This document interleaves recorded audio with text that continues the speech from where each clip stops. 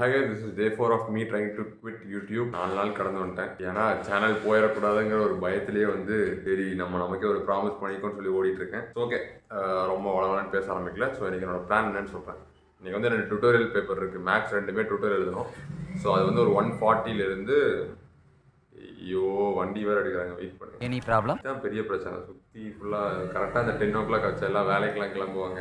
So கொஞ்சம் பிஸியான type இது.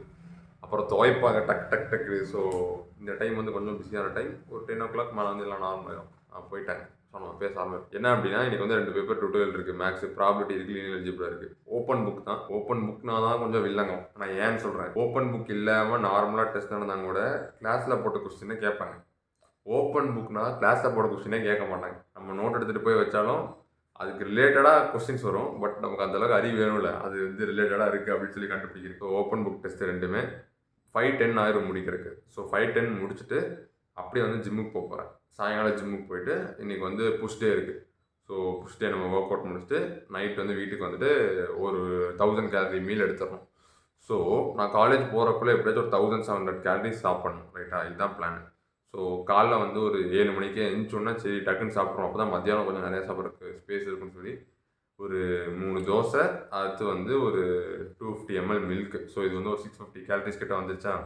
என்ன பிளான் பண்ணியிருக்கேன் அப்படின்னா லஞ்சுக்கு வந்து ஒரு 200 grams ரைஸ் கொஞ்சம் கம்மியாக சாப்பிட்டு ஒரு 4 eggs போட்டுக்கலான்ட்டு இருக்கேன். ஸோ அதை சாப்பிட்டு முடிச்சு இப்போ எக்ஸாம் எழுதிட்டு வந்ததுக்கப்புறம் ஐ திங்க் மேரியோலேயே வந்து 2 பிரெட் ஆம்லேட் வாங்கினா வைங்களேன், கேலரிஸும் கெயின் பண்ணிடலாம்.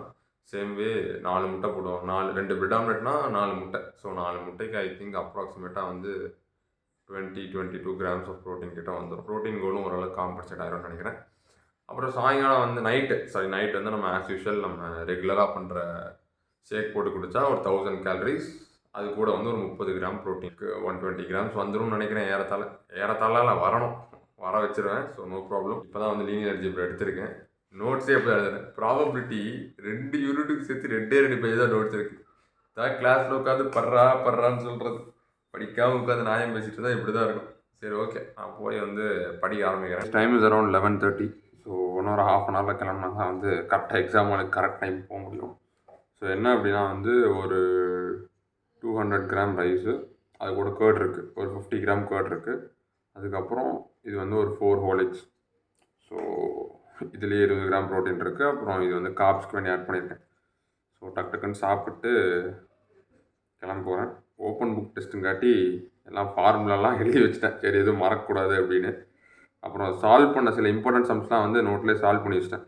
ஸோ அப்படியே போயாச்சு, தத்தளிச்சாச்சும் எழுதிடணும். அவுட் ஆஃப் 50 எழுதுவோம். இது என்ன பண்ணுவாங்க அப்படின்னா அவுட் ஆஃப் 5 மாற்றிடுவாங்க. ஸோ அதனால் வந்து ஒரு நம்பிக்கை இருக்குது, சரி 30 மார்க் வாங்கினாலும் 3 மார்க் வந்துடும் அப்படின்னு. 2 மார்க் தானே போகும். ஸோ அந்த கணக்காக தான் சொல்லிட்டுருக்கேன். சரி ஓகே, நான் சாப்பிட்டு கிளம்புறேன். டைம் ஆச்சு. இன்னும் வர ஒரு சாப்டர் வந்து எழுதலை ஒன்று நோட்ஸு. ஸோ டக்குன்னு ஒரு 20 minutes போதும். ஏன்னா நானே வந்து வேற ஒரு பையனோட நோட்ஸை பார்த்தா காப்பி பண்ணுறேன். டாப்பர் பாய் அவர் தான் வந்து எப்போ கேட்டாலும் தம்பி அனுப்பிச்சுடுவார். நம்ம வந்து அவர் இல்லைனா வைங்க, நான்லாம் வந்து பாஸ்டே இல்லை அவ்வளோதான்.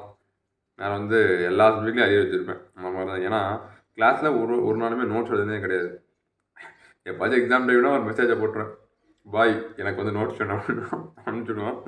அதுக்கப்புறம் அதை பார்த்து படித்து அதில் தான் பாஸ் பண்ணிருக்கேன். இப்போ அதை பார்த்தா ஏன்னா ப்ராபபிலிட்டிக்கு வந்து எது வேணால் எடுத்து போய்க்கலாம். ஓப்பன் புக்கு பிரிண்ட் அவுட் எடுத்து போய்க்க எது வேணாம். லீனியர் அல்ஜிப்ராக்கு மேம் விட மாட்டாங்க. நம்ம ஓன் நோட்ஸ் தான் எடுத்துகிட்டு வரோன்னு சொல்லுவாங்க. வேறு நோட்ஸ் அடுத்த நோட்ஸ் பிரிண்ட் அவுட் எடுத்து வந்தால் விட மாட்டாங்க.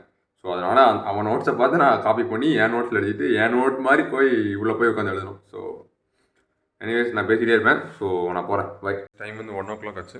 So I still have around 1/2 hour. So டக்குன்னு கிளம்பு லேட்டாக பண்ணால் வைங்க, அப்புறம் ஏன் இங்கே அங்கே போய் இதை வாங்கிட்டு வா, ஷீட்டை வாங்கிட்டு வா, கண்ட்ரோலர் ஆஃபீஸ் போ அப்படின்னு சொல்லுவாங்க. எந்த பயனும் இல்லை.